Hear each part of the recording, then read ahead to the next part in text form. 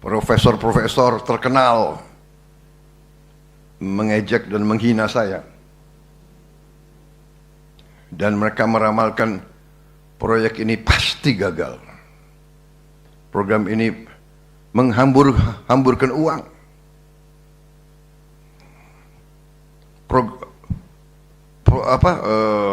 Operasi ini, kampanye ini menjelek-jelekan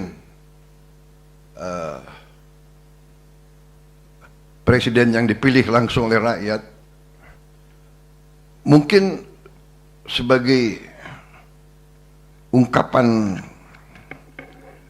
dendam dan dengki mungkin adalah biasa, tapi sesuatu yang menyerang hal yang sangat diperlukan oleh orang-orang yang belum kuat ekonominya, sungguh menyedihkan bagi saya. Tapi saya yakin waktu itu saya berada di atas jalan yang benar.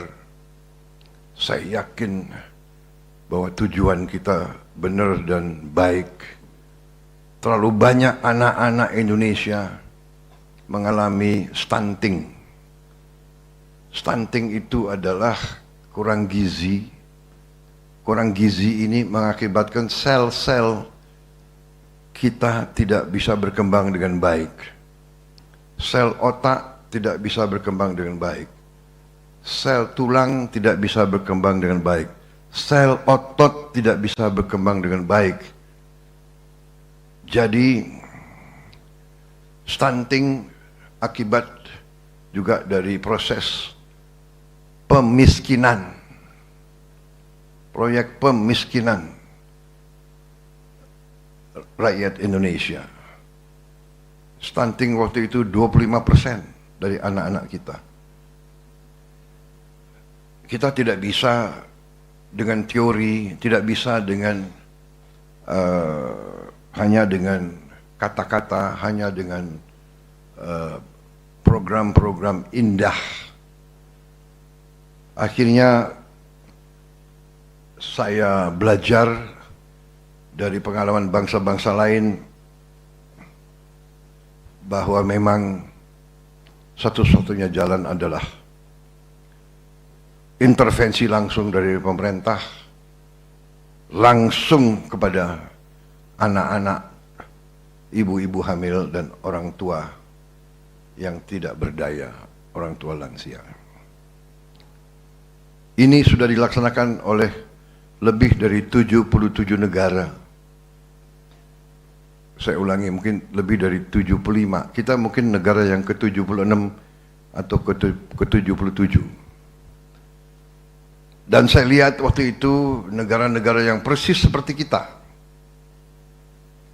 yang per kapita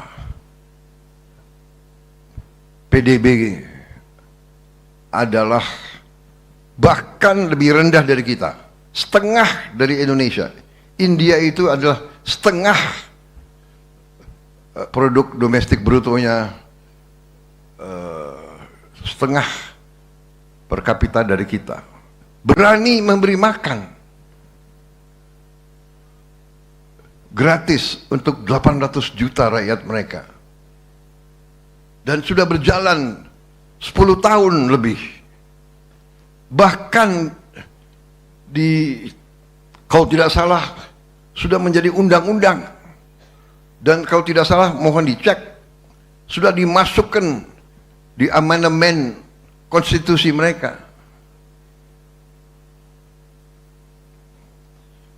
Karena itu kita laksanakan program ini.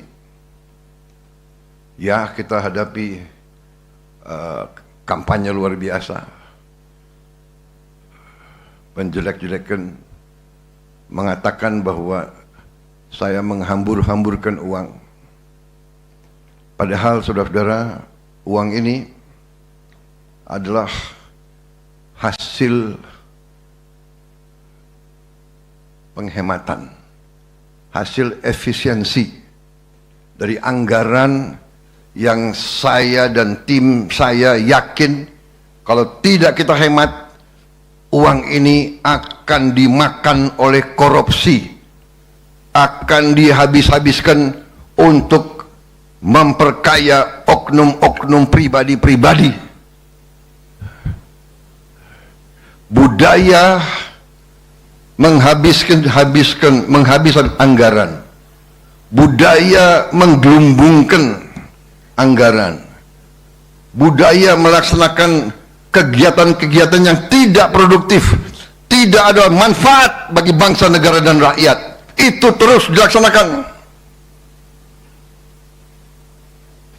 Rapat-rapat di hotel-hotel di luar kota, seminar-seminar, konferensi-konferensi, kunjungan-kunjungan yang tidak bermanfaat. Rakyat ditipu, rakyat dibohongi. Ini yang kita hemat, uang ini yang kita alihkan untuk hal-hal seperti ini.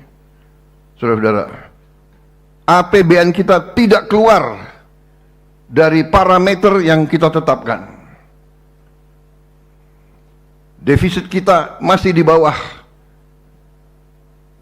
batas yang kita tetapkan sendiri. 3% defisit kita, saudara-saudara sekalian.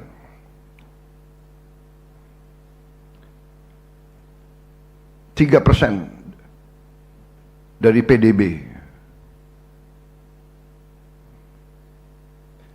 Dan saya bertekad kita akan berusaha sekeras mungkin untuk kita kurangi dari situ. Bahkan cita-cita kita adalah harus kita punya cita-cita, harus kita punya target. Walaupun target itu sulit dikendalikan atau sulit dicapai, kita harus berani. Kita harus menjadi bangsa yang berani, bukan bangsa yang menyerah, bukan bangsa yang kalah sebelum perjuangan.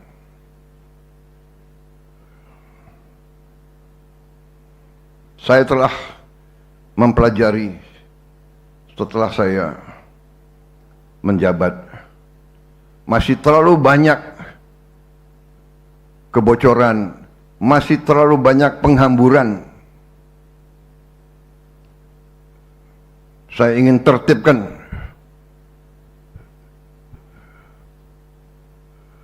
birokrasi kita. Saya ingin menyelamatkan kekayaan negara.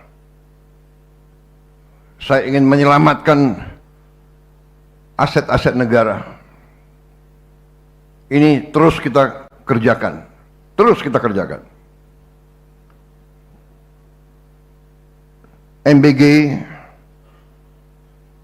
ternyata setelah kita terus kita kerjakan, hari ini kita sudah mencapai laporan dari Kepala BGN 60.200.000 penerima manfaat. Di antaranya peran dari Polri. Saudara-saudara, kita telah memberi makan tiap hari. Tadi 60 juta lebih. Kita sudah berhasil memiliki 22.275 SPPG. Sudah sampai 23.000 SPPG, yaitu dapur di 38 provinsi seluruh Indonesia. Jumlah ini kira-kira setara dengan memberi makan seluruh penduduk Afrika Selatan.